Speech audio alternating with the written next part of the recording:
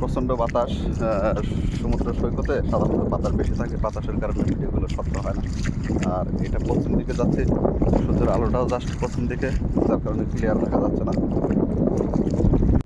এই যে দেখুন প্রাণীগুলোর অসংখ্য প্রাণী, স্বচ্ছ পানি, লবণাক্ত স্বচ্ছ পানি, অসংখ্য এই অক্টোপাস শাপলা মাছের মতো দেখতে, অক্টোপাসের মধ্যে 5 পা বিশিষ্ট আপনারা দেখতেই বোঝা যায়। এবং আপনারা দেখতে পাচ্ছেন যে এটা এটা এটা 5 পা বিশিষ্ট প্রাণী। যে প্রাণীটা দেন আস্তে আস্তে ঘুরে যায়, এটা যদি হাত ধরতে যায় তাহলে ঘুরে যায়। থরে বিথরে এইভাবে হয়ে আছে, কখনো গভীর, কখনো উঁচু জায়গা। আর অসংখ্য শৈবাল দেখতেই পাচ্ছেন, অসংখ্য শৈবাল। আপনার এত শক্ত এই শামুক জাতীয়, কিন্তু এ ওঠে না, হাতে টানলেও ওঠে না। সাগরের মাঝে শৈবালগুলোর দৃশ্য অনেক সুন্দর, শৈবালগুলো অনেক সুন্দর দৃশ্য, এগুলো নরম, একদম নরম। আমি জুতা পায়ে হাঁটতেছি, জুতা পায়ে ছাড়া হাঁটা সম্ভব না, কারণ হচ্ছে যে পুরোটাই যা দেখতে পারতেছেন পুরোটাই পাথর। আপনাদের ঢেউগুলো দেখাচ্ছি। ঢেউর বাড়িতে আমার মোবাইলটা ভিজে গেল, অবশ্য মোবাইল ওয়াটারপ্রুফ, সমস্যা নাই। কত সুন্দর ঢেউ দেখা যাচ্ছে। আরে আবার পুরোটাই ভিজে গেছে, দেখেন কত সুন্দর দেখা যাচ্ছে, স্বচ্ছ পানি।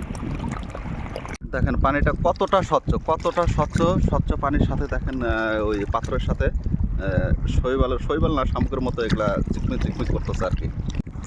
আপনারা দেখতে পাচ্ছেন লোহিত সাগর প্রান্তে বাতাস, প্রচণ্ড বাতাস, তারপরে বাতাসের গতিবেগ অন্যান্য দিনের চেয়ে অনেক কম। সামনে যে দেখতে পাচ্ছেন ক্যাম্পগুলো, মানে বাসাগুলো, যে বাসাতে বিভিন্ন বাঙালি, ইন্ডিয়ান, পাকিস্তানি সবাই ভাড়া নিয়ে থাকে। সৌদিয়ানরা মূলত এই সমস্ত বাসাতে থাকে না, মিশরীয়রা থাকে। মিশরীয়দের আমরা বলি মাসরিরা থাকে এখানে। ইয়েমেনি থাকে, সুদানি থাকে। এটা হচ্ছে লোহিত সাগর। এই লোহিত সাগরের পাশেই এই শহরটা আস্তে আস্তে ঘুরে উঠছে। তো এক চাচা 32 বছর ধরে এখানে আছেন, তার কাছে জানতে পারলাম যে এখন থেকে 20 বছর আগে এগুলো কিছুই ছিল না।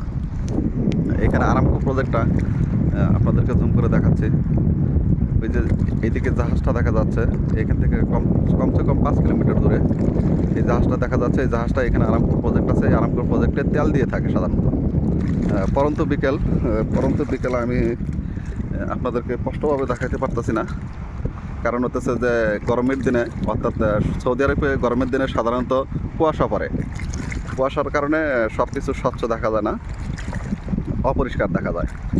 সূর্যের আলোটা, পরন্ত বিকাল যেহেতু সূর্যের আলোটা পড়ে গেছে, এদিকে দেখতে পারতেছেন পশ্চিম দিকে এই যে সূর্যটা আপনাদেরকে দেখায় পশ্চিম দিকে, এই পশ্চিম দিকে হইতেছে যে আপনার মিশর।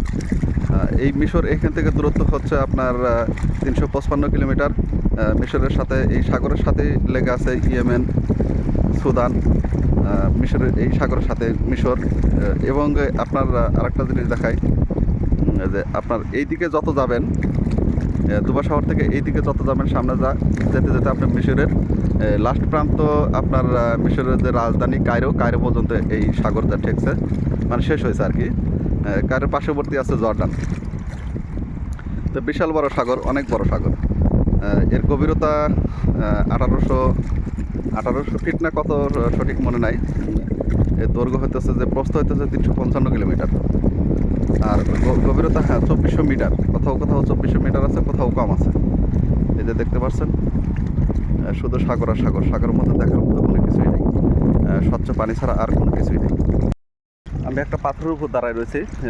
আমাদের ক্যাম্প থেকে মূলত এখানে আসছে প্রায় 1 কিলোমিটার হবে, সাগরের এক প্রান্তে। পানি আস্তে আস্তে বেড়ে যাচ্ছে, অতএব আমি এখন চলে যাব, কারণ এখানে থাকাটা এখন নিরাপদ মনে হবে না। আর সৌদি পুলিশ দেখলে অবশ্যই আমাকে ডাকবে, টাকার বাড়ি ইকামা যাবে। তো সাধারণত ওরা আসতে দেয় না এদিকে। জোয়ার কমে যাওয়ার কারণে আমি এদিকে চলে আসছি। তো প্রথমে বুঝতে পারি নাই, যখন বাসা থেকে বের হয়ে দেখি যে বাতাস তেমনটা নাই, সাগরের ঢেউ তেমন নাই, শব্দও তেমন নাই। তো দেখে খুবই ভালো লাগলো। তো বন্ধুরা, আপনারা অবশ্যই ভালো লাগলে এই ভিডিওটা লাইক, কমেন্ট, শেয়ার করবেন। আর অবশ্যই আমাকে সাপোর্ট করবেন।